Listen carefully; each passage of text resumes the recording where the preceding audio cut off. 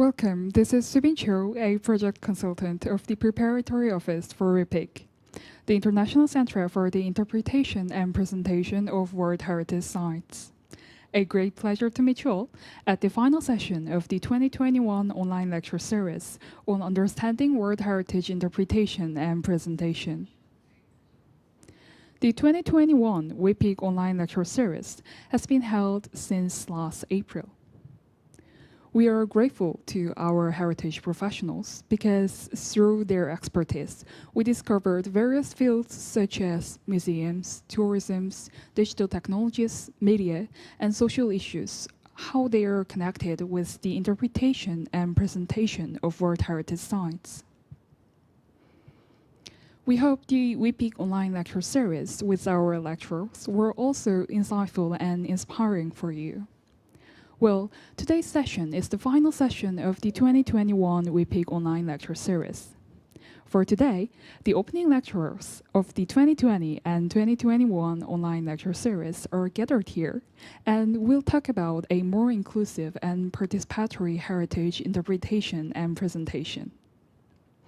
Now, I'd like to briefly introduce today's speakers. Well, who are the opening lecturers of the 2020 and 2021 WIPIC online lecture series? Well, firstly, Professor Neil will have a presentation, so I will introduce Neil first. Neil Silberman served for a decade as a founding president of the ICOMOS ICIP, the International Scientific Committee on Interpretation and Presentation. In that position, he served as chief editor of the 2008 ICOMOS Charter for the Interpretation and Presentation of Cultural Heritage Sites, and also served as a director of the NMS Center for Public Archaeology and Heritage Presentation. Our speakers will bring us back to the 2020 and 2021 online lecture series by sharing us the topics and issues discussed in the previous lectures today. Now, I will turn the table over to our Professor Neil first. A great pleasure to meet you again, Professor. Well, thank you very much. I'm very pleased to be able to join Professor Santana in reviewing what has been accomplished in these very important lecture series. I'm going to briefly summarize the whole idea and the individual presentations in 2020, which, as we all know around the world, was a time of really enormous change, not only in the normal technological and political way, but also the effects of the pandemic, which have really changed the way that people visit and interpret cultural heritage sites. I think that the lectures really all validated the idea of the International Center for Interpretation and Presentation, where it's come, where it's going, and I just want to spend a few minutes talking about these individual presentations. I was asked back in 2020 to introduce the subject, and what's clear to everyone dealing with interpretation is that it's not really a single thing. In every different site all over the world, there are many different modes of interpretation, and unfortunately, when we're dealing with World Heritage, the actual convention, the World Heritage Convention, and the operational guidelines aren't very specific about what is meant. They use the word presentation, and we will hopefully be able to discuss the distinction between presentation and interpretation. But the important thing is that in the whole heritage field, people have come to recognize that heritage is not just a collection of material things, or even in intangible heritage, a collection of intangible elements, but it's really about relationships between people. And that is really where, as Sobin mentioned in the introduction, the whole direction of interpretation has been going from what's called top down, where a presentation is designed by experts or site managers, and people are the audience, to a much more active involvement of local communities. And I want to just briefly stress the fact that top down and bottom up are not just opposites. On the left, we see top down with a message or an interpretation coming from one particular spot and generally diffusing among the public. But when we're talking about bottom up and participatory involvement in interpretation, it's not sending only a message upwards. It is creating a network. And this is this idea of participation and engagement is creating a kind of community rather than an audience. And that is where many of our lecturers were convinced that interpretation is going. Now, after the introduction, the first lecturer was Professor William Logan from Australia. And there's hardly a better person to talk about the actual interaction between the creative work of interpretation and the participation of the public and the frameworks of the World Heritage Convention itself. And basically, after his work primarily in East Asia and South Asia, his whole idea was that the structure of the World Heritage Convention, being based in nation states, really leaves out communities, local regions, and a lot of levels of community that have heritage to be interpreted. And what his point in this lecture was that it is the responsibility of everyone who appreciates heritage, who works with it, to constantly put, let's say, persuasion onto the states parties of the World Heritage Convention to open up their interpretive programs to more than just patriotic messages. And he also mentioned that that basically this is really a political issue that is like every other diplomatic issue, has to constantly be worked toward. The second lecture I'm going to summarize was from Xu-Mei Huang of the National Taiwan University, and she had a very interesting idea about interpretation as a tool for cultural reconciliation. Really on the model of the Truth and Reconciliation Commission of South Africa, but also there is a Transitional Justice Commission having been established in Taiwan to not only come to terms with some of the less pleasant, some of the more negative uses of the world and how they are memorialized. And you see here the picture of one of the most famous of all, the Jinbaku Dome in Hiroshima. And she really stressed that the idea of coming to terms with the past, officially recognizing things that we need to remember to avoid them coming together, is a kind of performative interpretation in which groups recognize and announce their recognition of things that have violated human rights, have violated the mission of the United Nations as a whole. Next was Yuji Zhu of the Australian National University, who really took the opportunity as we're getting close to the 50th anniversary of the World Heritage Convention to look back and to look ahead with some provocative questions about how we can better interpret World Heritage for the 21st century. And he stressed that interpretation is a form of political recognition. But the question is, who should grant it? Who is it for? Is it beyond commemoration? And he created something really interesting in this lecture that is a heritage parallel of a famous model in sociology, the Arnstein ladder of citizen engagement. And he transformed it to the ladder of heritage interpretation, where in fact at the bottom rung, the most popular, if you will, of entertainment consumption, it rises in seriousness and importance to fact sharing, understanding and recognition.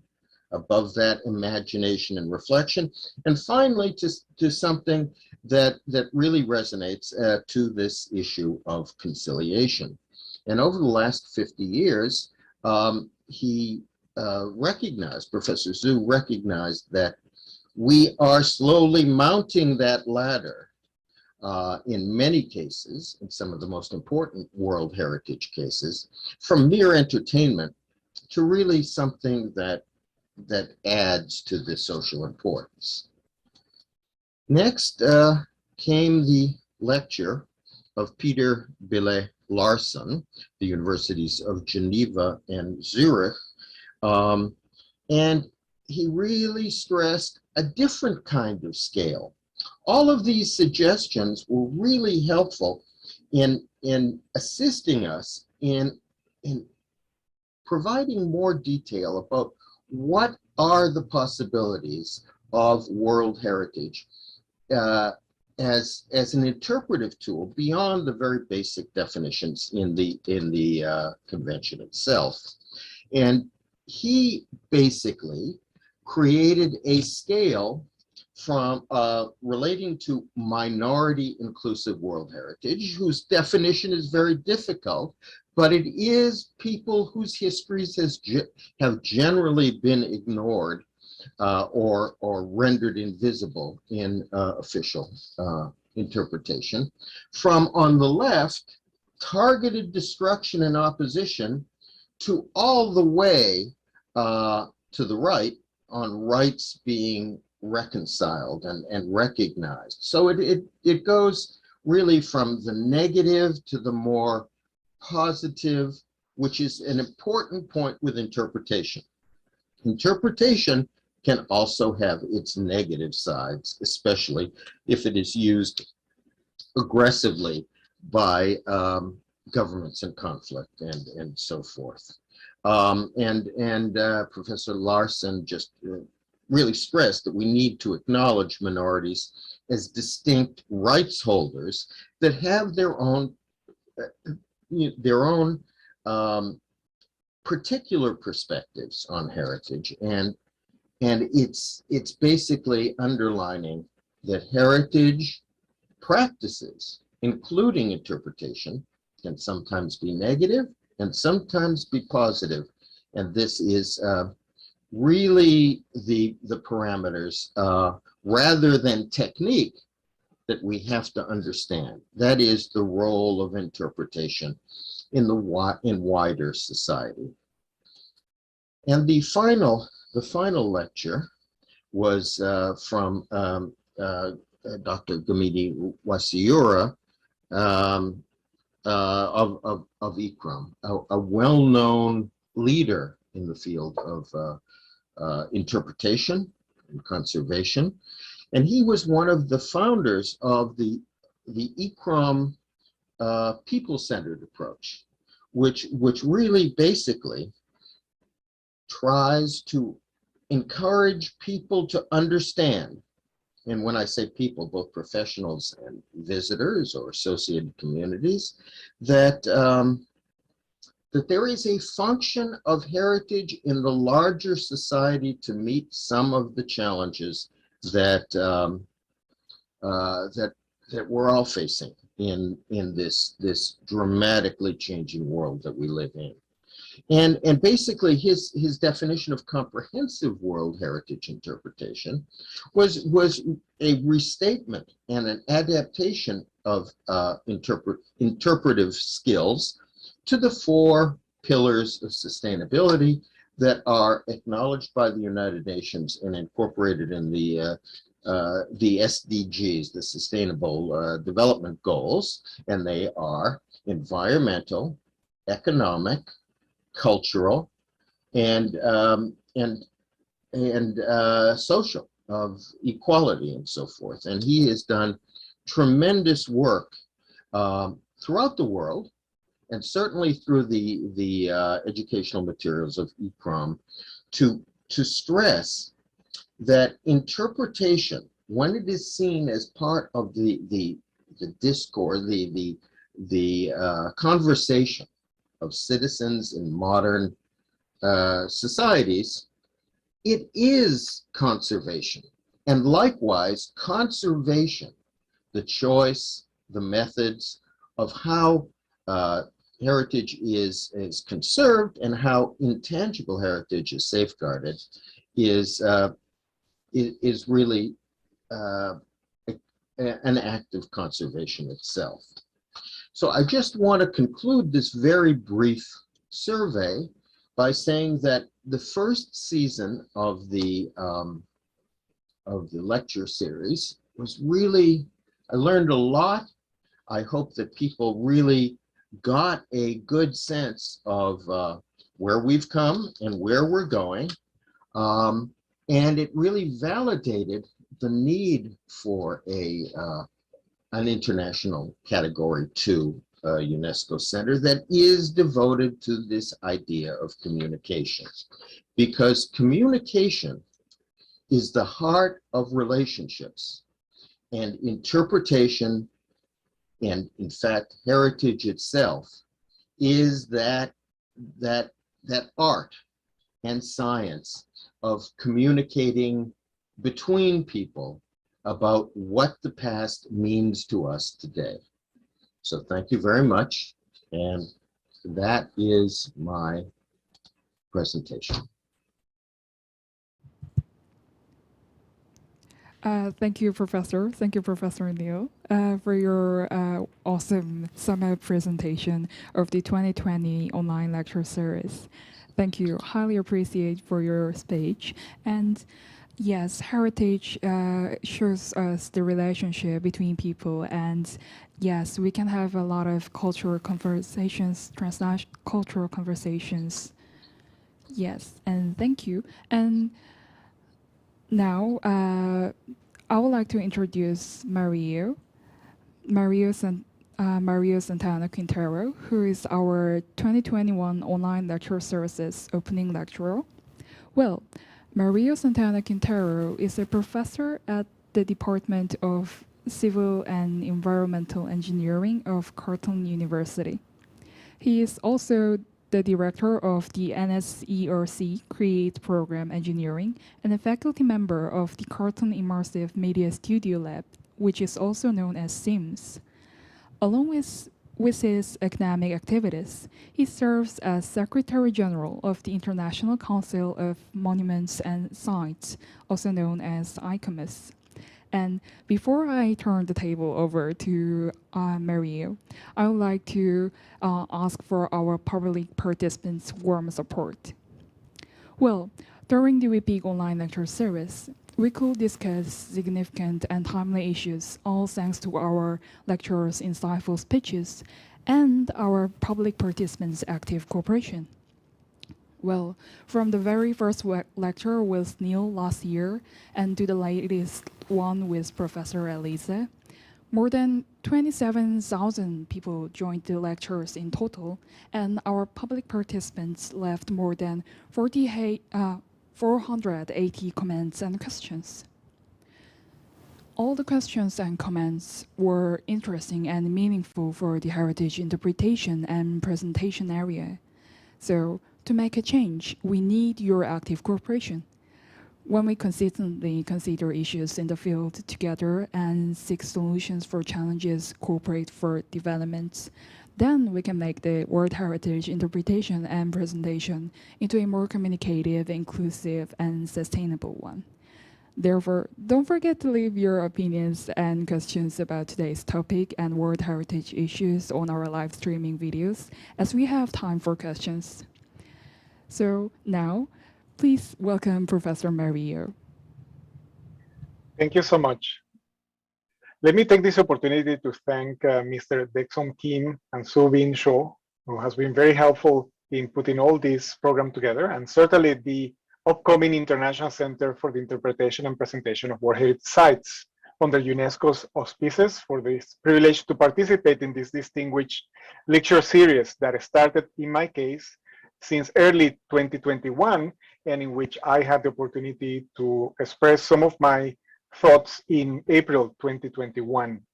I feel honored to be part of this important group of experts presenting their experiences and somehow wisdom in critical issues about interpretation and presentation of World Heritage Sites. Equally, I am proud to follow the leadership of Neil in the 2020 online lecture series, and I really appreciate his review of the lecture series of that year. Neil speaks much better than me, I'm sure, and always conveys his message really, really well. He has a really great way with words, and I hope that live up to the expectations too with my review. So in the review for 2021, we had a very interesting group of experts. So we had Alberto Garlandini from the International Council of Monuments of Museums, and he's the president actually, and then followed by Maria Gravas Barbas, Asifur Rahman, Mike Robinson, Sarah Kurt, and ending with Elisa Giacardi. As you can see, we have a multidisciplinary group of experts and also dispersed in many regions of the world. So in this lecture 2021, there were many images, me as an architect, that really shocked and really were interesting to me. And I have just put a couple of them here. So, the ECOMS, the future of museums, recover and reimagine given the impact of COVID. The images about no tourists allowed, thanks for your collaboration. Generation change, we talked a lot about this.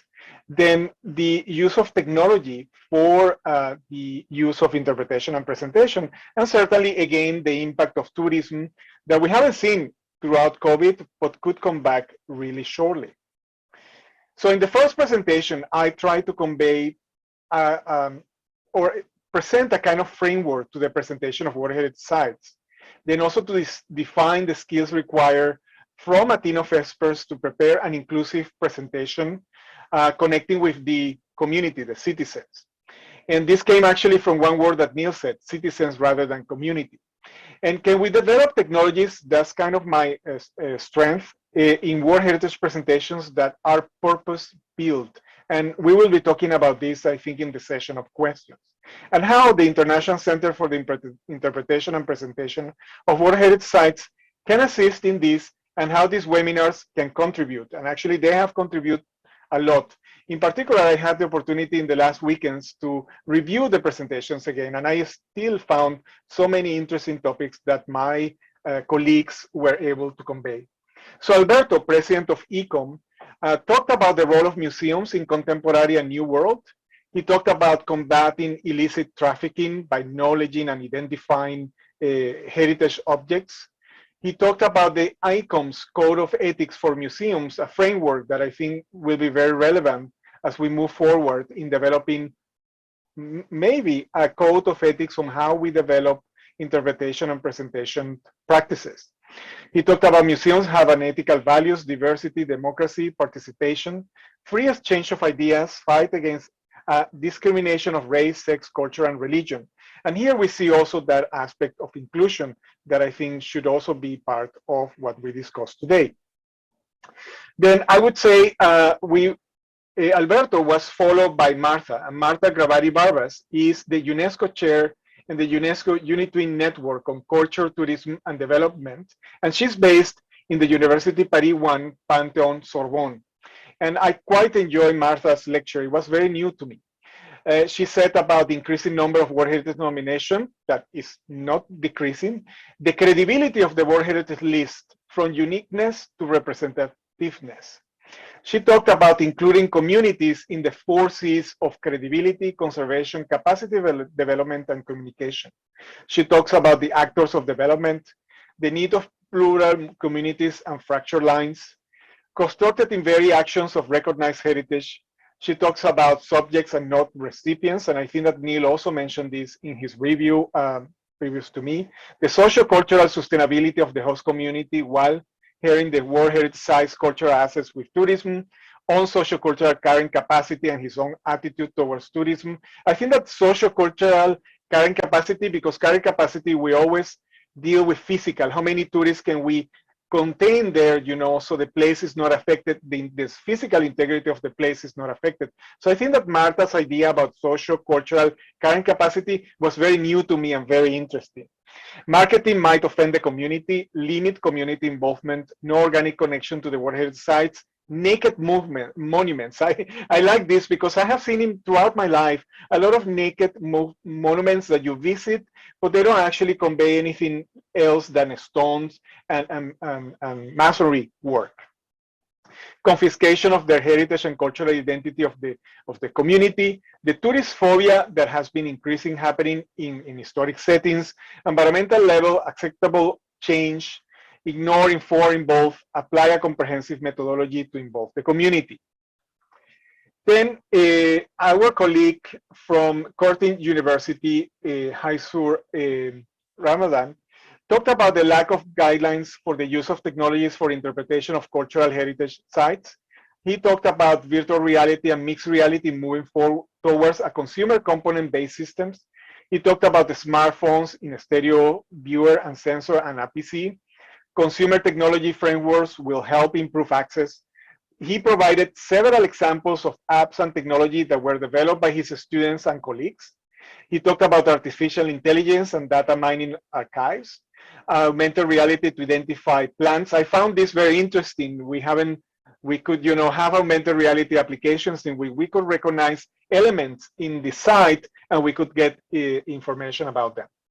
And I like that he said technology will not substitute the real thing. I think that Hasifur, as myself, we are of the same opinion. Technology is there to enhance the message, not to replace it. Then Mike Robinson, who is a principal consultant, emeritus professor on tourism, heritage, and expertise group, talked about what does heritage mean to current generations? Why do we detach ourselves to heritage? And I like this aspect, you know, the detachment that we as experts make when we are making an assessment of a site. Not good absence of context in many presentation activities, a generation shift and disconnect to the current significance of the site. For instance, he talked about the Iron Bridge, you know, when he was born, the Iron Bridge had a completely different significance to generations that were born in the 90s, right? So how can we convey that importance of that particular site as an industrial site to the current generations, and how can we make them part of the stock of information? And in that respect, he said, well, what about climate change, adding information about the issues of climate, adaptation, etc., to these sites from the industrial era, right? Then he talked about the interpretive process. What do you remember? What do we understand? What do we learn? He talked about narrative choice, transmit environmental concern, as I was just saying. World Heritage connect cultures and generations to provide context, connections, perspective, and relevance. He talked about this topic of super diversity. I really like that topic. What makes World Heritage? Let's inspire people, he said, that World Heritage is not this static list. We need to inspire people by utilizing World Heritage. And he says that World Heritage steers the emotions and touches us. And I completely convey with him because I feel excited when I go to a World Heritage site. It remains relevant, and he says that interpretation and presentation should be translated into different cultures, but not basically translating, you know, from English to Korean or Korean to French. He talks about translating into that value set of that particular culture. And I really like that, although I have to admit, I am not an expert. Then we had Sarah Court, and Sarah Court is a heritage consultant. And she talked about interpretation is just one activity in the whole conservation of world heritage, nevertheless, a very important activity. Cultural heritage is produced by the community, a group of people. Therefore, they need to be involved in the interpretation. And this seems a very simple statement, but very powerful because, you know, are we, if the community is not involved in producing the message, so why are we producing the message after all? She says that people evolve with culture, which I also agree. She gave the example of Ercolano that I had the opportunity to visit when I was teaching with ICROM a long time ago. And she said that in that particular case, the community wasn't even aware of the values of the heritage place in which they were living. And throughout this project, she evidenced how they engage with the community to create good opportunities to preserve the site. And she also mentioned, which struck me, that some communities do not want to be actively involved. And what are we doing in that case?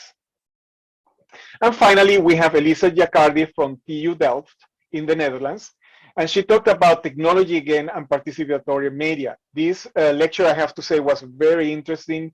She talked about algorithms are actively changing our ability to read the past and write the future. For instance, Facebook, Instagram, these applications give us hints about what we need to see or buy.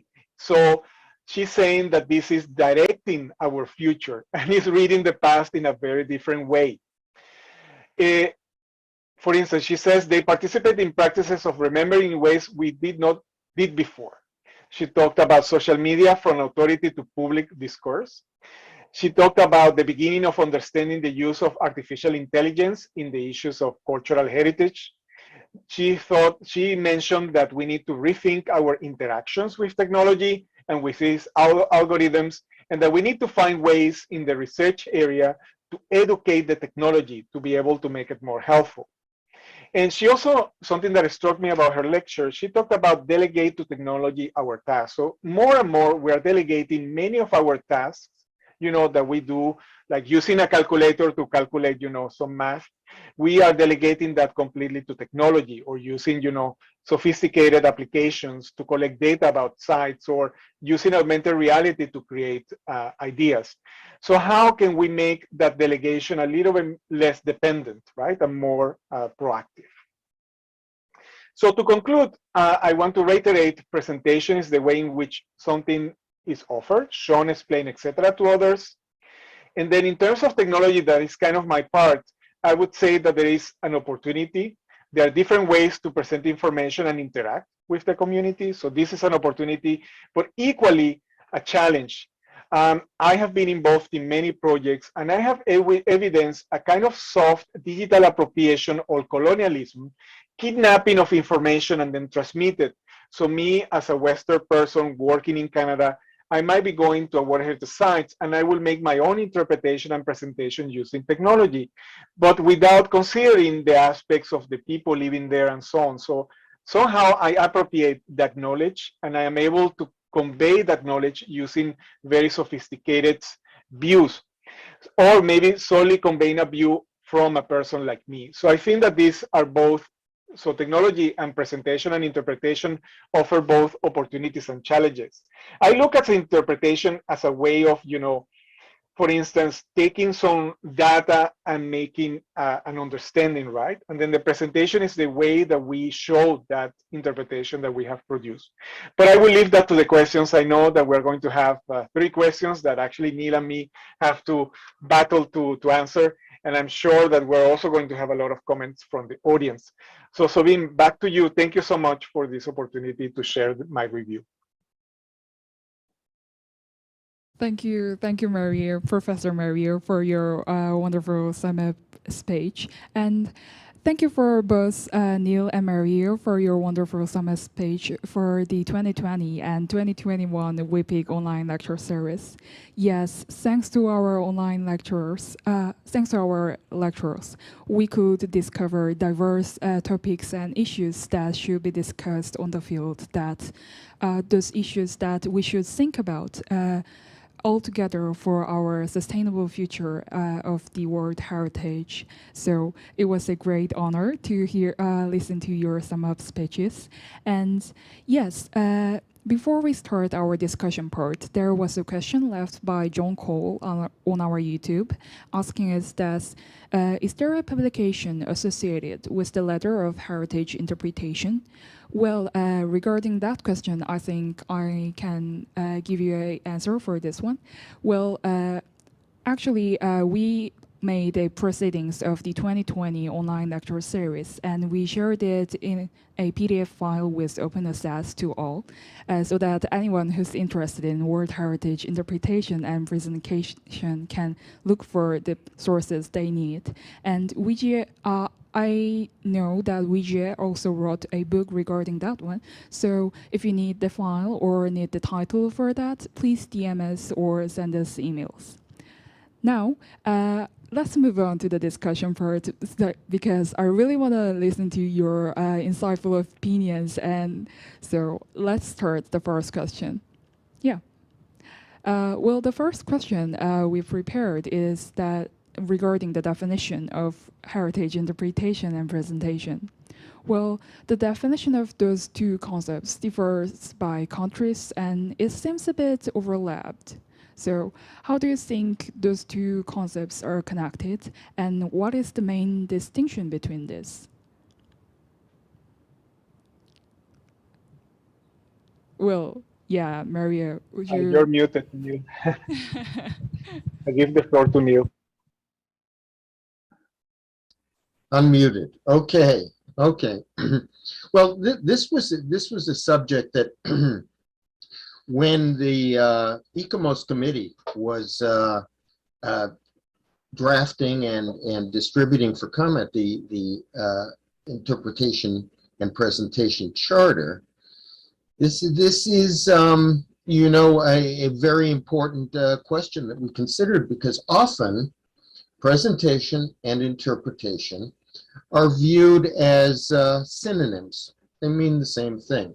But we tried to make a clear distinction between them, and people are working with that still even now. And the idea was that presentation is really the presentation, the formation of site panels, interpretive kiosks, programs that the managers or the experts associated with the site design to present the site to the public. Now, this is always an important thing, because obviously the skills of graphic designers, of academic historians, and other heritage professionals is really important to make a site look on a world standard. However, in a way, interpretation we see as an act of reflection on the past. And this can be done by anyone. In fact, it is done by everyone who visits a site.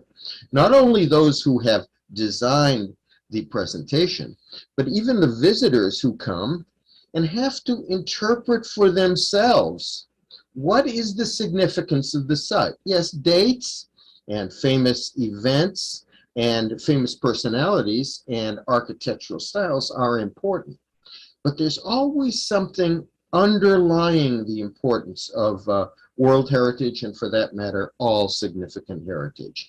And so we call that interpretation, the act of reflecting on the past.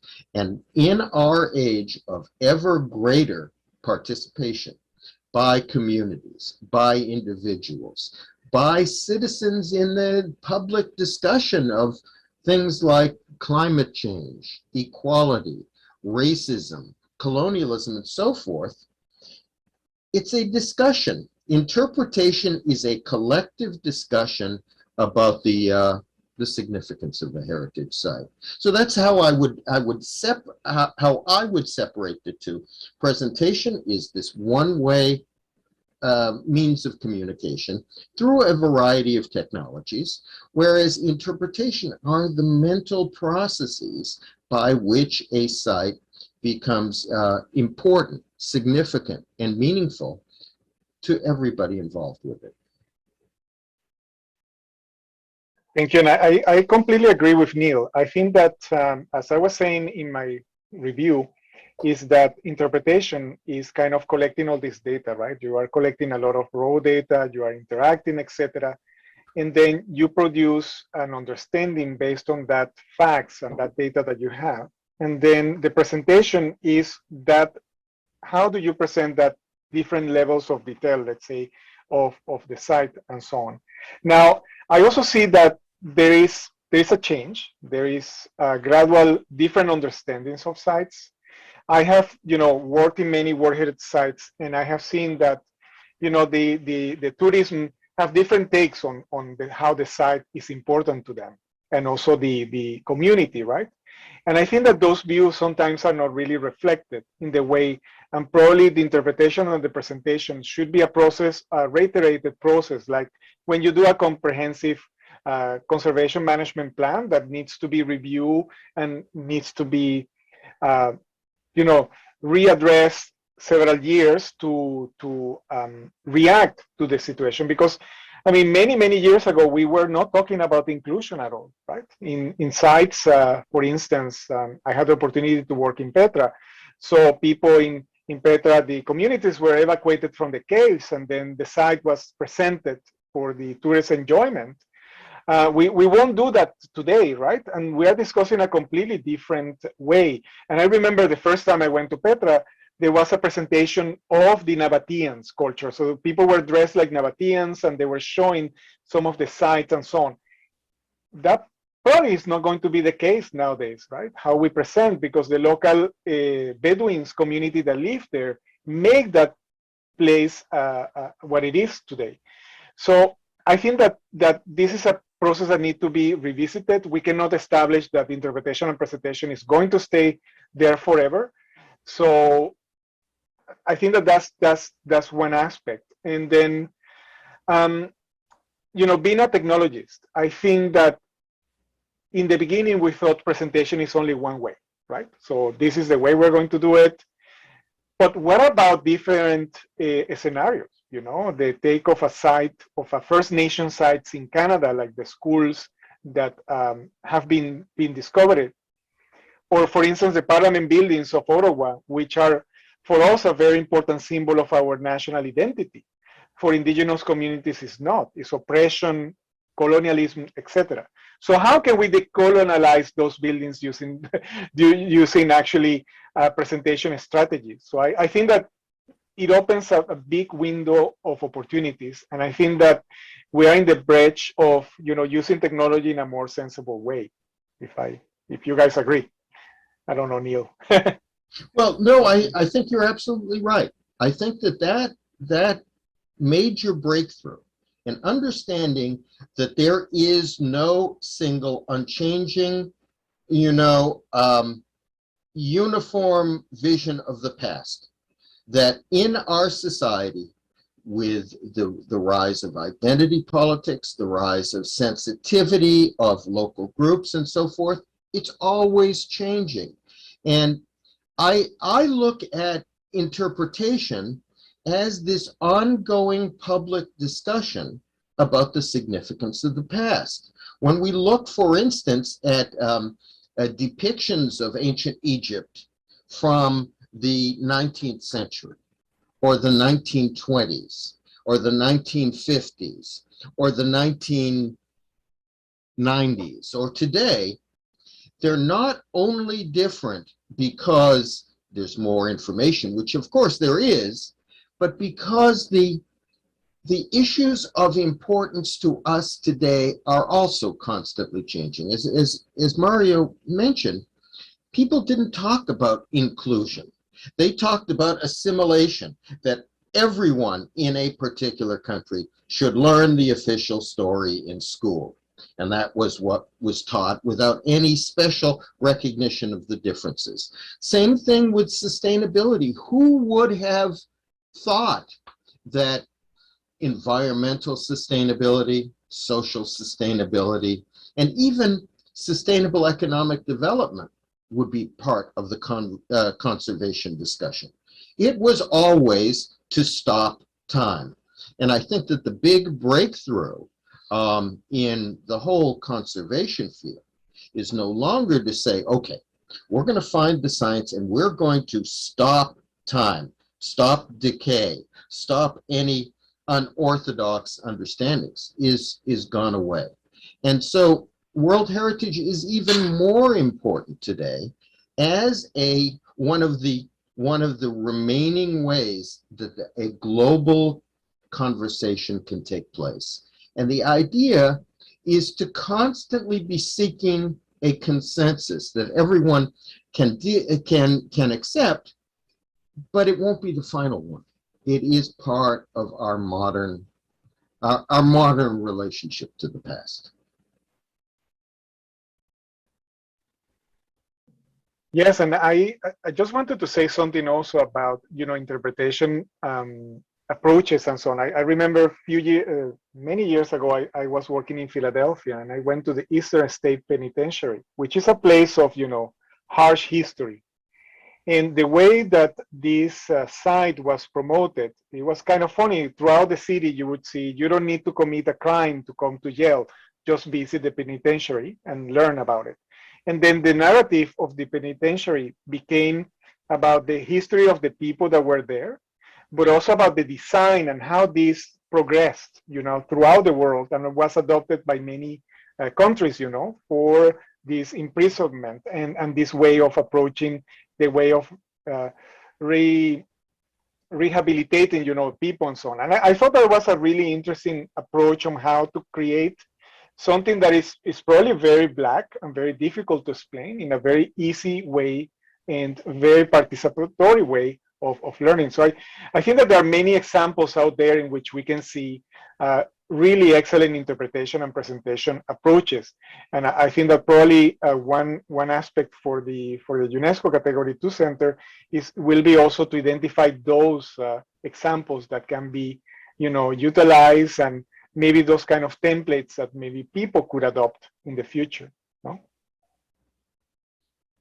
Yeah, I think that along with that case, I mean, the Eastern State Penitentiary is really a fascinating site, and it has spurred I mean, a whole movement in interpretation, which is the International Coalition of Sites of Conscience, where basically it's not any longer just commemorative of the positive events that took place in history, but also sort of deepening our understanding of some of the social processes that took place in the past and reflecting on how they can be changed. And this is a really important breakthrough in which I believe interpretation is central. It used to be considered by heritage professionals that cultural heritage was always good.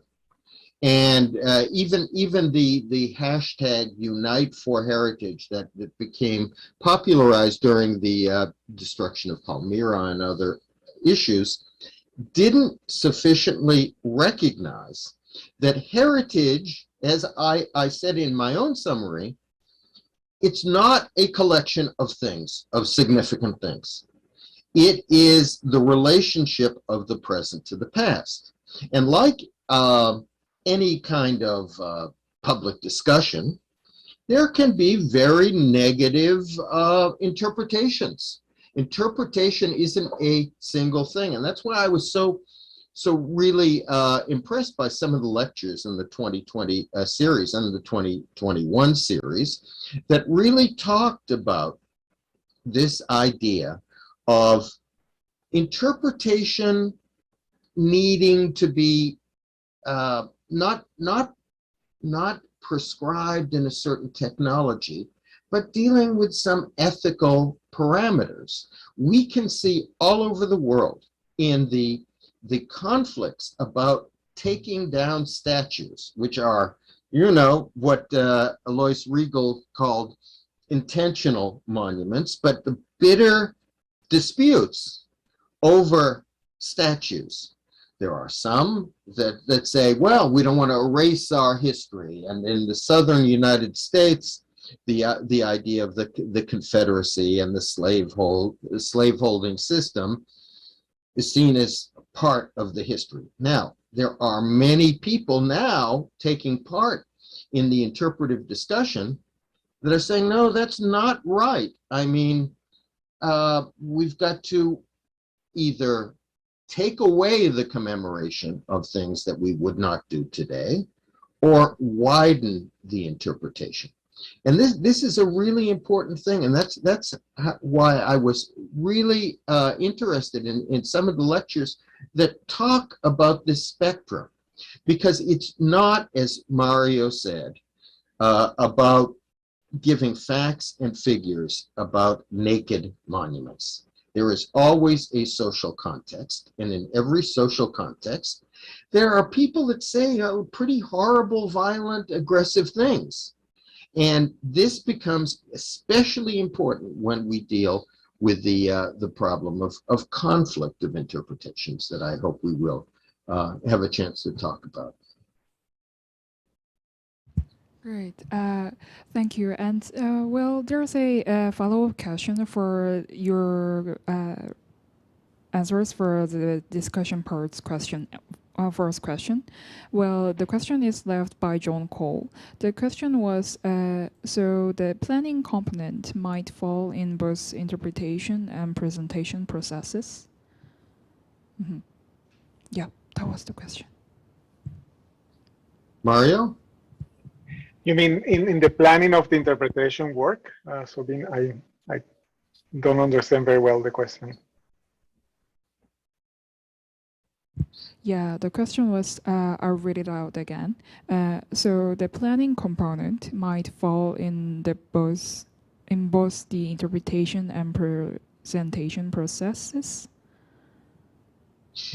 Let me take a shot at this. As I mentioned a while ago, there are certain skills in interpretation that people need, some professional background in terms of graphic design, the technology behind it, and so forth, that the general public is not going to have. I mean, there are obviously people that are expert in infographics and various digital apps and so forth, and they're always going to be part of the presentation process. However, the public from a very early stage needs to give its responses. What we need to get away from is the old system where, let's say, exhibit firms, cultural heritage site designers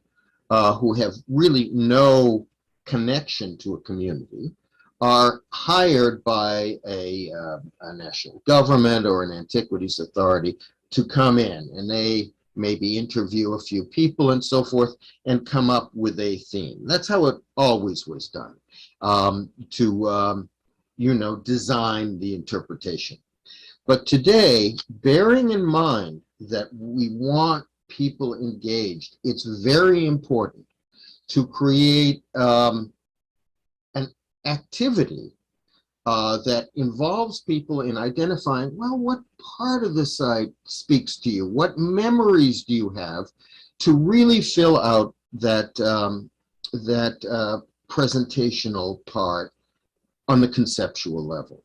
And I think that it's really important. In the ICOMOS Charter, we talk about involving people at the very early stage in planning, and not sort of considering public engagement that the presentation is all finished, you've got PowerPoints, you've got boards, and then a public meeting is called to see how people react to that. That's a less effective way, in my own experience, than in collaborating with associated communities, local communities, and even visitors through all kinds of online surveys, crowdsourcing, and so forth to make a richer presentation whose techniques may be left to professionals, but whose concepts come from the stakeholders, all the stakeholders of the site. Yeah, and also something that I want to mention about that planning and also related to the interpretation and the presentation of sites is a common belief, I think, of many people that, you know, World Heritage sites need to be widely open to the public to understand and to see. And I think that if we look, for instance, I have been collaborating with the Colombian Institute of Anthropology. A particular site there are certain areas that should not be accessible to the public because there are communities that have no contact with contemporary society. So we have to prevent people to go there, to those areas. It needs to be protected. So there again, interpretation and presentation is not only one, you know, it's not black and white, right? It's a very interesting area. And that goes more into the environmental side. So although I am not an environmental specialist, but we know that some ecosystems should not be tampered with. So we should not be visited them. So how can we, you know, transmit that to people that are interested in that side, that those areas are off limits, right? And then, of course, we have the belief of indigenous communities of some areas that they don't want to share the particular interpretation or presentation of the site. So I think that we are coming into a lot of grounds. I think that we live in a very interesting times. And I really appreciate that Neil mentioned the issue of the discussion of statues, because I know that even our opinions in ICOMOS has been really diverse. I remember some of my colleagues said, no, we cannot demolish the statues. They are, you know, they are pieces of history. We need to keep them. And then I said that, I mean, the discussion in North America has been very strong because we know that many communities have been excluded from the discussion, and those statues are very painful for them. So we need to listen how those aspects are painful. And in some cases, we have to probably remove those elements. And we have to be conscious that we are removing them because we are living in new terms in life, and we want to make a society which is more inclusive and which is more fair, right? And I think that those are important aspects also of presentation and interpretation. Anyway, that question about planning, I think that Neil really answered very well. Yeah. Great, thank you. And then, yeah, we may have to move on to our next question, right? Yeah, let's move on to our second discussion question. The second discussion question is, Neil suggested our second question. And in case of sites that are contested in ongoing military, political, or ethnic conflicts, then would a shared interpretation model be helpful for or even possible? Well, this is a really difficult one because there is, we discussed this, Mario and Sabine and I discussed it just a while ago, and that is there are limits to what heritage can do. In areas of open military conflict, inter-ethnic violence, it's very, very difficult to get even dialogue going where people see the reality, the significance of a particular site as being symbolic of their own ideology. It's very, very difficult. I think that even Professor Logan mentioned in 2020 that there are some places, for instance, he mentioned the example of Rwanda and memorials to the Hutu genocide, where to really force people together may in fact make the conflict worse. I'm not sure that in any case of open conflict, there is going to be some heritage tribunal that will determine that everyone sort of, observes a certain understanding. That's just not realistic. But the idea of of encouraging dialogue is the important thing. Not always easy, and sometimes heritage professionals from other parts of the world go to conflict zones and have this vision that they're going to settle the centuries-long dispute between various groups. It's unrealistic. So I think that this is really a case where the World Heritage Committee has got to make make it clear what the importance of interpretation is. And this is part of the job of the new Category 2 Interpretation and Presentation Center, in which we're not so much trying to get everybody to believe a certain thing, but there are ethical and practical parameters on what interpretation can do. Obviously, we do not want to encourage in the most technically advanced, most beautiful presentation, racism. You know, there are plenty of people around the world that have and could make beautiful sites that show that all the problems in the world were due to a certain group within the country, or that the country was always pure until the recent immigrants came. We need to create rules for discussion in the same way that there are some principles in debate in the United Nations about how nations and communities deal with each other. So it's a really important challenge, but we have to be realistic about how interpretation can increase the well-being of a community, increase social cohesion, lessen conflicts. These are all very grand promises that we can't always deal with. In the United States, we have this problem of the paradox of free speech. And the paradox is that even the most distasteful, disagreeable opinions are protected in the public discourse.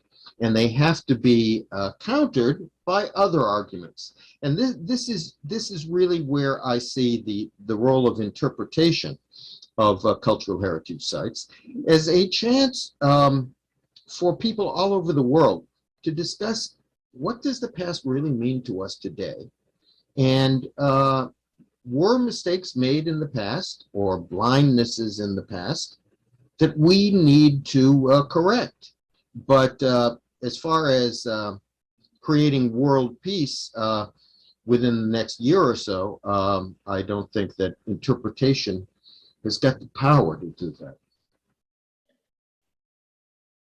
Yes, and I think it's thank you, Neil, from contributing with this question. I think that is really relevant as we see so many conflicts ongoing. I mean, even in your own country, right, about what happened in January in the past election, and even what is happening today in many other countries. And I completely support Neil's idea that, culture by itself would not prevent or would not be a peace resolution that will bring people together, and be peaceful. I think that an ongoing, military action or political or ethnic conflicts is something that is ongoing, is something that is evolving, is something that is happening, and probably is very mature, very, let's say, we have to wait and we have to see how things evolve. That doesn't mean that we do not need to engage. We have in ICOMOS actually engaged with many problems and many conflicts in a soft way. So we have met with our national committees. We have provided capacity in identifying the physical damages that are caused by a conflict, how to document those issues. And then in the future, that will be judged by people who are in the judicial field and who has the capacity to understand what actually happened. And I think that, the World Heritage Convention by itself is not strong enough to convey all this. We have other instruments like the Hague Convention and other ones that deal with conflict and deal with resolution of the conflicts, and then make commitments between the different parties and the stakeholders on that particular difficult situation. So I don't think that at this stage it's maybe premature that interpretation and presentation can be helpful.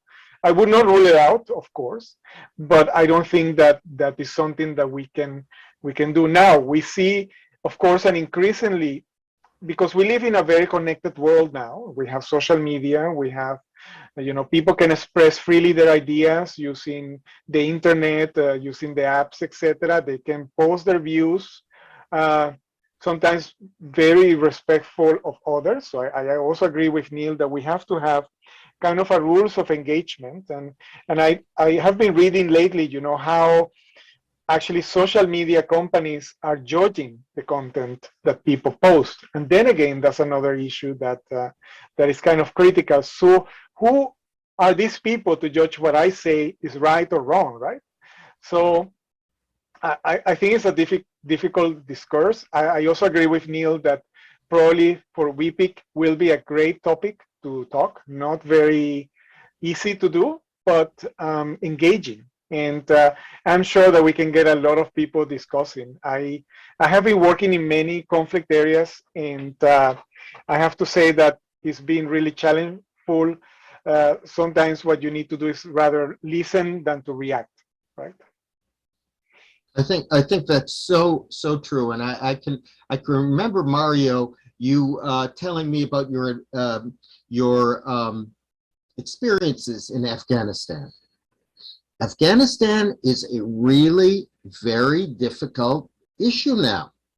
When the Bamiyan Buddhas were blown up, it became basically a debate within heritage professionals, within ICOMOS, other professional organizations, on whether the monumental statues of the Buddhas in the Bamiyan Valley should be physically reconstructed, whether they should be virtually reconstructed with augmented reality, whatever. This was an inside debate among heritage professionals. Now, with the situation, with the Taliban back in control, we face the problem of, on the one hand, some sort of ethical relationship to cultural heritage, and on the other, the idea of the ability or the right of every society to make its own rules.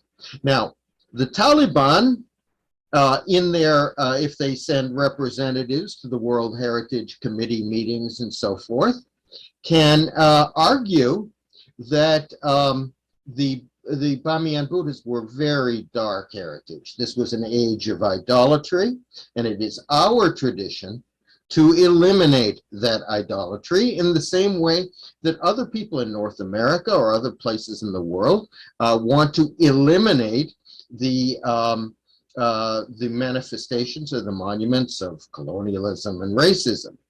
The idea of how we approach tolerance and mutual respect without just letting everybody do what they want by their and ignoring everyone else is, I agree with Mario wholeheartedly, this is a very important theme for the International Center to take up.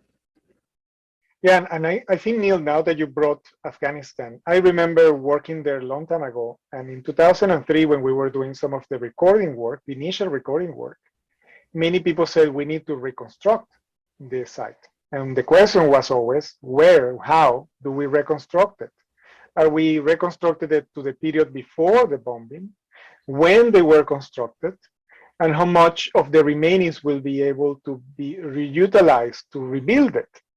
And then when you go to the site and you see that children have no schools, women cannot give birth because there are no hospitals, then you think, well, does it really make any sense reconstructing the Buddhas if people in the community of Bamiyan are they don't have the basic needs covered, right? So I think that that's another aspect that as heritage experts we need to realize, and I think it was realized. Many of my colleagues worked in Bamiyan substantially, and they, came to terms to the situation and adapted the project to be more socially oriented and work on the collection of the remains and then see the future. Now, of course, we are all disappointed that this has happened, that Afghanistan seems to have gone back to that process in the past.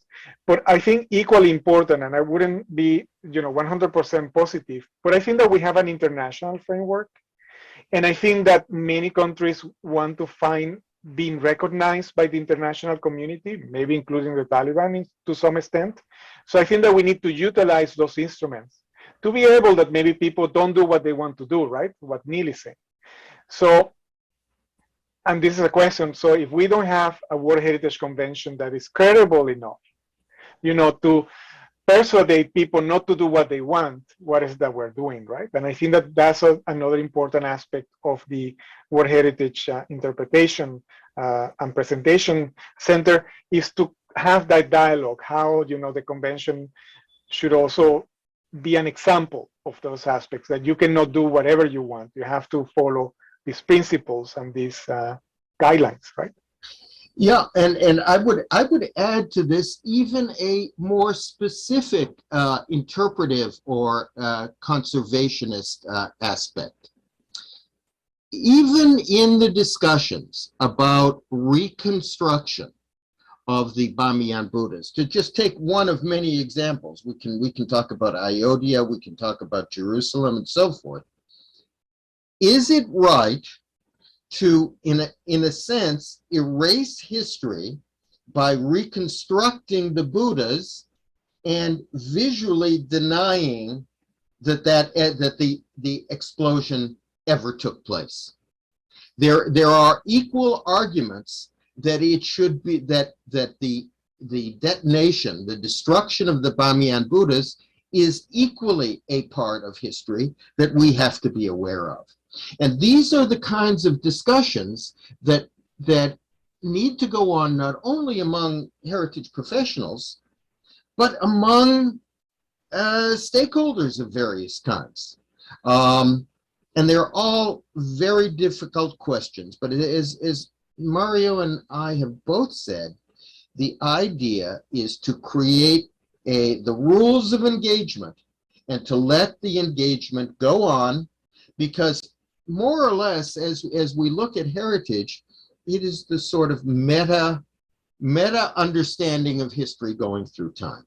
And if they were to, the Bamiyan Buddhas were to be reconstructed, let's say, and there were proper scientific and scholarly judgment, in 50 years, people will say, back in the 2020s, they were trying to deny what happened. And this is part of the history that is a great discussion on what is the responsibility to keep everything. I mean, it's the old debate between Viollet-le-Duc and John Ruskin, whether you go back to a golden age that is unchanging, or whether, as Ruskin suggested, that in the layers that have accumulated on a site lies its total significance. But again, these are all discussions that I hope that we can all be involved in the activities of the center. Yeah, great. Thank you for your answer. And yeah, it is always confusing whether we should stick to the golden age, as you told, or we should accept the present, what things happen in the present as our past or our memory, another chapter of our memory at World Heritage Sites. And thank you for your answer, and thank you for your insightful opinions for the second question. And regarding our second discussion question, there was a question left by John Cole again. The question was, colonialism in interpretation is interesting. Not sure I understand the point, but if a site Is World Heritage, does colonialism apply if an outsider makes his or her own interpretation of a site? And he also left his comments. Every site has different meanings for different audiences, whether locals or colonizers. So the idea of colonizing interpretation should be about adding values, not erasing colonizer meanings. Yes. Wow, that's a tough question. But I think that we have to go to the beginning of the World Heritage Convention. So we have the concept of outstanding universal value, right? That something is unique and it belongs to all of us. And this is supported by, these criteria. And we have 10 criteria from which 5.5, let's say, are cultural, right? And so the World Heritage Convention is very established under that framework of the criteria and how the criteria is to be found in the physical integrity of the site. And we talked about the authenticity and how the attributes that bring that criteria to life, etc. So I think that in that particular aspect, when we deal with interpretation and presentation, is if we say, if we have a cultural landscape that has been modified by the people, and we have different settlers that were there, some people that were the indigenous of that area, but then there were people that moved, invaded, and etc., and happened all this. I think that as Neil was saying, we have all these layers of history that we shouldn't be erasing, and we shouldn't be making one on top of the other. So I think that that's kind of the discourse when we talk about, this decolonialism of heritage, is the fact of not hiding what happened, and then let the person that access the presentation to make their own judgments of how they feel about it. But if we say, I was sitting in the past in the World Heritage in the World Heritage panel, and there was a discussion about one particular site in South America that the state party had pushed forward as, the first contact of Europeans with indigenous people. And that, it was very challenging because as we now see it, is not this very soft touch of, shaking hands and exchanging. Is this idea of invading or imposing concepts, imposing ways of living, etc. So I think that we have to see it completely different nowadays. We cannot continue, and there are many sites, who are, we call it in ICOMOS shared heritage. I like that word, but to what extent sometimes it's actually shared? That's also a question. But I think Neil has also wide experience in the Caribbean, etc., so he can probably talk a bit about it. Yeah, and I think you brought up another important point relating to this, that the objective of interpretation and presentation is to add new perspectives. What we don't want to get into is a polemical use of interpretation to, one side, or to blame a particular side. It's got to be to expand. I mean, there are certain things in terms of sites of conscience that virtually everybody will agree that genocide probably isn't good, the economic inequality, things like the Eastern State Penitentiary, the prisons, and all that. But we're not going to get anywhere in the interpretation discussion if it becomes antagonistic, that post-colonialism is not just blaming the colonialists for everything. It is, in fact, as Mario mentioned, I worked a lot in the Caribbean. And in the Caribbean, it's more of a question of enhancing the invisibilities of indigenous cultures, of Afro-Caribbean peoples, of Indo-Caribbean peoples, and so forth. It's all about widening the understanding of everyone by adding information, not condemning a certain a certain party.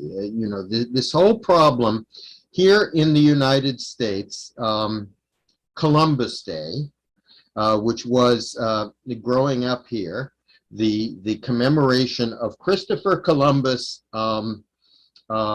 discovering the New World, became a real symbol of pride for Italian immigrants that came to the United States. Christopher Columbus was the hero of Italian Americans.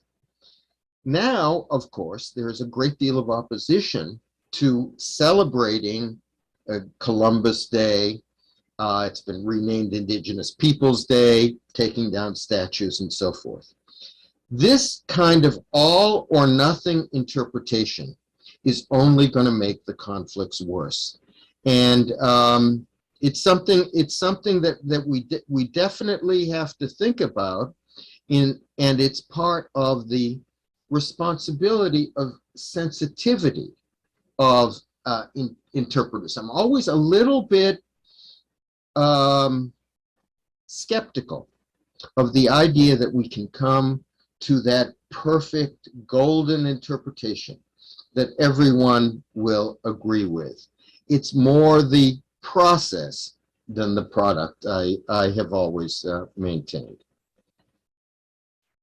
Yes, and one aspect that I wanted to include in that answer, Neil, is that, answering that, for instance, I have been, reading and engaging with some of my colleagues at the Getty Conservation Institute. They have been working with the inventory of LA for many years with the city of LA.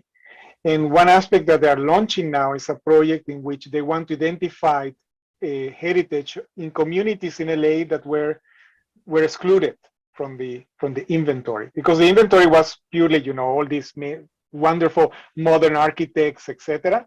The first Mexican, establishments there in Los Angeles, the sites, but not Afro-American heritage was not depicted to the latest detail in the inventory.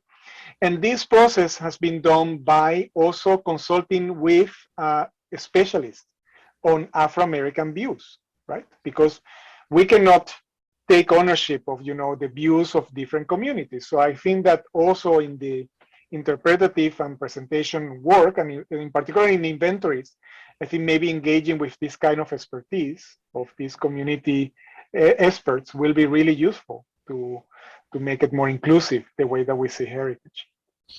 Well, in the work that I was involved in the Caribbean, for us, significance was the issue. Not so much in world heritage and outstanding universal value and so forth, but the same principle applies.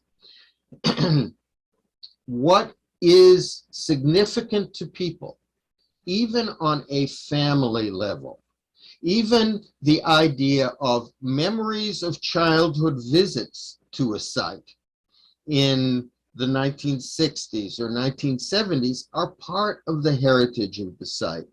And it's really important, as Mario notes, that we have many, many different values. And if someone says that a place or a monument is significant, it binds a community together at whatever level, we should believe them.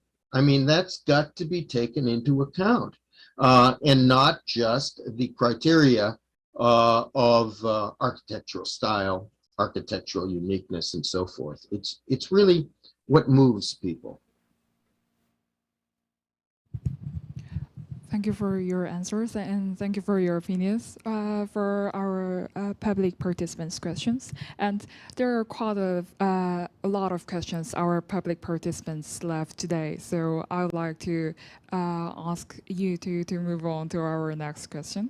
Well, on our Facebook, there was our next question. The question was, I believe interpretation can have impact on imagination of recipients in many ways.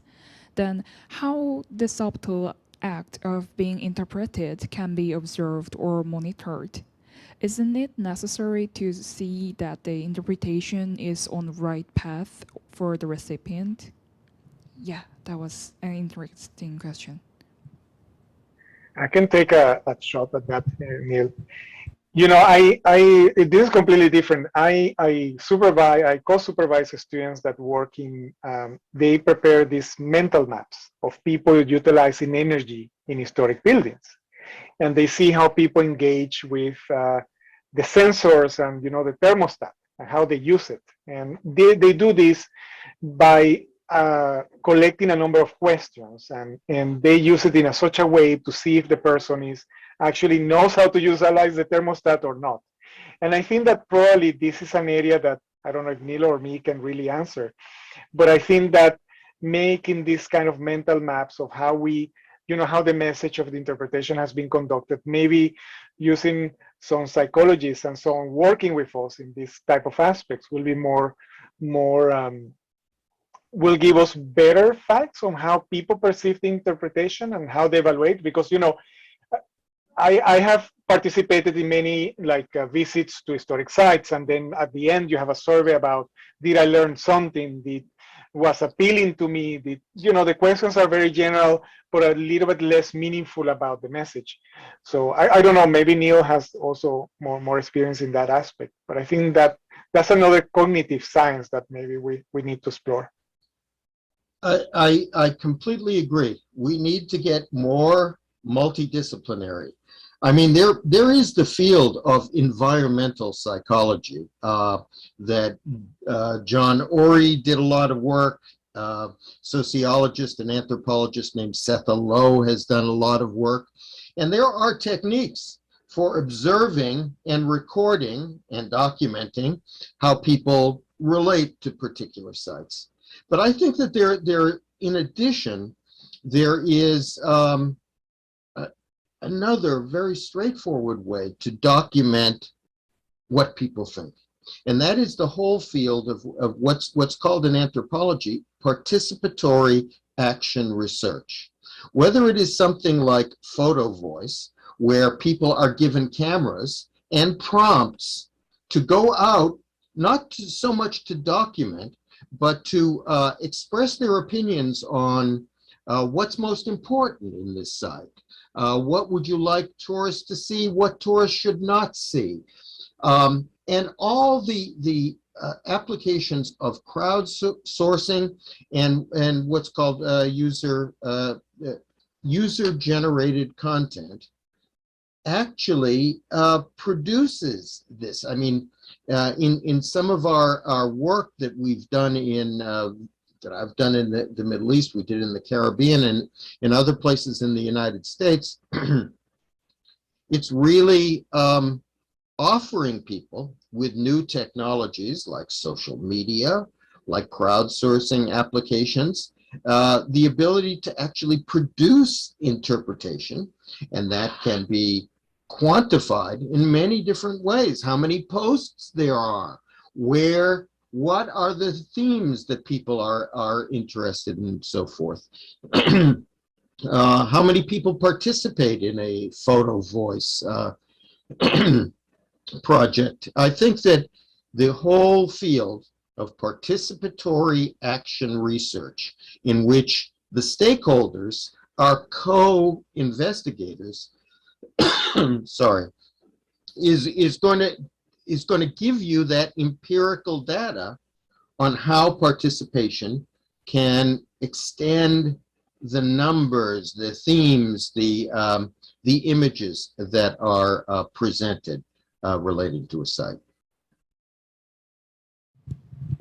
Great, thank you for your answer. And really, our public participants really left lots of questions on both on our YouTube and Facebook. But I think it is our time to move on to our final question due to our time today.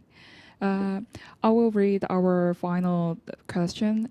Well, the question WIPIC would like to ask Neil and Mario is, well, in the opening lecture of the 2020 online lecture series, Neil mentioned about the need to reflect the ongoing paradigm shifts on heritage interpretation.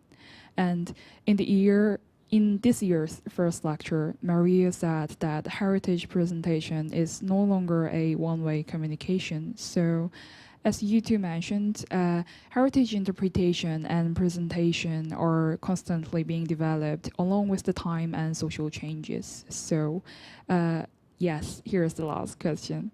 What do you think should be additionally considered and accepted in the future for a more inclusive and sustainable heritage interpretation and presentation? The more voices, the better. I mean, we cannot plan for the future. As Professor Bill Logan said in 2020, we can't even predict what people's reactions are going to be to cultural heritage sites. We have to hear it from them, and we have to move from a purely didactic approach to heritage presentation and interpretation of an official vision to a more dialogue oriented or multi-log oriented discussion. It's really like discussions of human rights and other political issues today. We just have to ensure that enough people are allowed access to this, and this is made possible by a variety of new technological means, not only social media, but as I said, crowdsourcing and so forth. And this is especially important for as long as the uncertain conditions of the pandemic continue. The main channel that people are going to learn about heritage sites and think about them and express their artistic representations, their personal memories and so forth, is going to be remote. It's going to be digital. And it's a wonderful thing that we have the technology to allow someone with an internet connection or a smartphone to join the discussion. Yes, I agree with Neil. I think that technology are offering new bridges that we need to connect. So these bridges really need to connect more carefully. How we present the sites and how people access the sites. And one thing about technology is that we are not only providing accessibility to people that in the past live remotely and have never seen those sites, but also people that cannot physically access, because they have constraints, can see and experience the site. So actually technology can be very helpful in that particular respect. And then we can also find very eloquent proposals. I was reading this Washington Post article in which some tourist guides in Denmark were giving access to people to their islands by using GoPro cameras which were connected through Zoom, and then they could give a tour and interact with the people that wanted to visit the island because nobody could go there, right? So that was a very interesting low-cost approach to be able to convey the message. But I want to say that something that struck me from Mike Robinson about, and I want to reiterate this topic about translating interpretation and presentation approaches into different cultures, because that's another aspect, the way that we, not only provide the translation, as I said before, but also provide multiple ways of presenting the site to multiple cultures, because probably somebody from Asia visiting a site in the UK, as Mike would say, have a different take on the things that the Iron Bridge, which is very important for the people in the UK, means actually for the people in the rest of the world, right? So I think that that's also quite interesting. And then one disconnect that I have found a lot in ICOMOS and in other organizations is the fact that we mostly talk in English. And I think that that's also one aspect that is interesting. We are all talking about connections and ways to interact. I think for Neil and me, and many of our other colleagues is easier because, you know, we speak English, so we can convey, we can exchange. But then what happens when we have different people speaking different languages and we have to use translation? It's not an easy way. So then again, technologies might offer some opportunity there because you now have this app where you can talk and it can be translated and you can communicate to others. But then again, how can we, you know, work with more, be more inclusive with people that have different views in different languages? And then finally, I have to say that throughout this year, I don't know how many courses I have given. I have been teaching people in, you know, in Palestine, people in Chile, people in Guatemala, and so on, that I never, or Mexico, that I had never reached in the past. And I think that also the use of technology for capacity building, in particular in interpretation and presentation, should also be utilized a lot. We do it in the documentation field. We have developed several courses, but I think that maybe that's something that we should explore, that maybe also WIPI can take the lead, right? How can we develop a number of courses that can be delivered to those areas where people cannot probably come to Korea or elsewhere to take a course, right? And this is especially the technological aspect is just beginning. We can't know what the technology will be able to help us do in 10 years or whatever. I can remember a statement, a very interesting statement by a colleague of both Mario and me. His name was Professor David Arnold, who was the principal investigator of a big cultural heritage European Commission project in the early part of the 21st century. And he said, technology is going to develop new ways of saying things that we can't imagine now. And he used the example of cinema, of movies. At the beginning, when the technology of motion pictures was developed, they did what they knew. They basically photographed a stage play in the silent movies. But in time, new language developed of close-ups, of pans, of all the things that we now read in films as the language of cinema. Similarly, we are just experimenting with new ways that aren't just a remote version of a tour through a heritage site. There are many things that are coming along that will create a new digital language for interpretation through sound, through art, through many things that we can't even predict. And the key to all of this is not now deciding what the role or ethics of technology in interpretation is, but experiment, trial and error, talk to people, and it will gradually develop into a very different field than it is right now.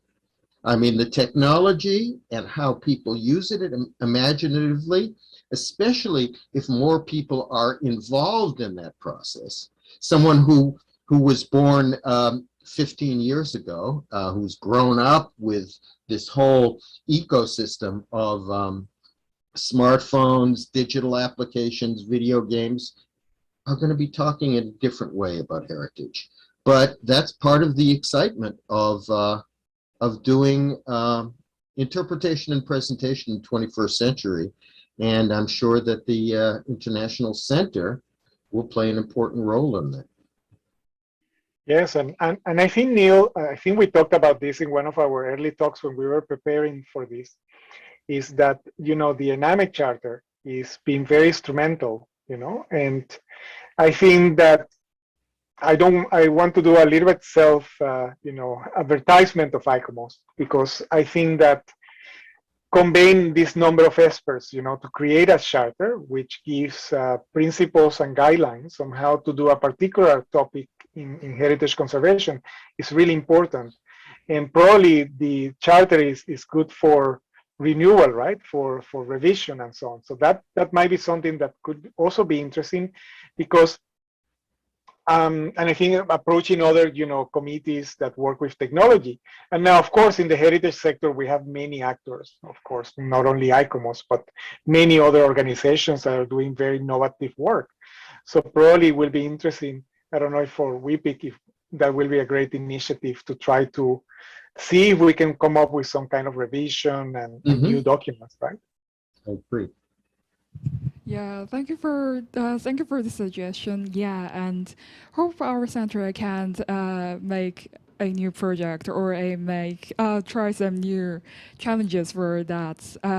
And thank you for it. And yes, I think this may be the end of today's session. I would love to listen to your conversation between two of you and have a conversation with our public participants for more than 2 hours or 3 hours, but this is the end of today's session. So before we end up, would you like to give a last word to our participants today? Neil, maybe first? We're moving from an as I said before, an era when interpretation or presentation was mainly didactic. For every site, there was an authorized set of meanings and significance. Now, obviously, this is an important part of the operational guidelines and even the convention, the World Heritage Convention itself. I think that we need to have a deep discussion, not only on how one interprets outstanding universal value, but what outstanding universal value is. I mean, the definitive book by Yuka Yohileto on what is OUV, which is the center of the World Heritage List, is also a good jumping off point in this age of unfortunate fragmentation, identity politics, and so forth, to almost say that there is nothing that is really completely universal. Ethnic groups, all the ethnic groups, and so forth. Everybody has got different ideas. But I think that it is the discussion, it is the experimentation, it is the collaboration with people who live near sites, who are especially attached to World Heritage sites or are just curious about World Heritage sites, is the route that we are going, and things will be changing for the better, let's hope, in the years to come. And from my part, well, first of all, I would like to reiterate my thanks to our WIPIC Center for giving me this opportunity to talk to Neil. I always enjoy talking to Neil and to Subin and exchange ideas. I think it's been a great experience to lead this series of lectures throughout this year, and also listen to the ones on 2020. I think that the contribution that the center has given and the chance of, broadcasting all these different views is really important. I reiterate also what Neil is saying. This is a challenging times, but also very interesting times to collaboratively work in new ways of improving the way that interpretation and presentation is done of World Heritage sites. I'm not sure that we will have all the answers and the right ways of doing things, but at least we are discussing and we are talking and we are contributing with each other. I have to say that I became a heritage conservation specialist because I was very inspired by, the international movement towards the preservation of cultural places around the world. And I continue to believe that this is something that needs to be continued. I think that the World Heritage Convention has offered a lot of opportunities, many challenges, but many opportunities for people like Neil, myself, to develop our professional career in this field. And I will just want to say that I am very positive because I know that I am a professor like Neil. We engage with emerging professionals on the daily basis, and I see the way that people are developing, and I think that we have a good and positive future to come. But we have to continue this engagement in trust generational communication, if I can say it correctly in English. I'm sorry for my pronunciation. Anyway, thank you so much, and looking forward for the next opportunity to talk. I agree. Thank you so much for organizing this. It's really been a pleasure, and it's a great opportunity for people to create a new field and expand that field in the years to come. Thank you. Thank you. Thank you for your compliments on the project, and thank all our heritage professionals' activities. And once again, genuinely appreciate your sincere support on the online lecture series and on our Centra and on World Heritage interpretation and presentation area. Thank you for your warm support on today's special session. And yes, I think it's time to wrap up today's session. Well, once again, great thanks to our insightful heritage professionals' generous support on the online lecture series. We discovered how various fields and social issues are connected with interpretation and presentation of World Heritage Sites. We hope the WIPIC online lecture series was also inspiring and insightful for you. If you missed the previous lectures, well, you can find the lectures videos uploaded on our YouTube and Facebook. And we will also offer the proceedings of the 2021 online lecture series with the lecturers' presentation files in PDF file with open access. Well, in lecture series. However, this is not the end of the WIPIC online lecture series. WIPIC will come up with more interesting projects with a lot more various topics and issues we will discuss together for a more inclusive and participatory World Heritage interpretation and presentation. So don't forget to follow our social media channels for our latest news. And thanks again for joining us today and joining the 2021 WIPIC online lecture series. And I hope to see you again on our next project. Thank you.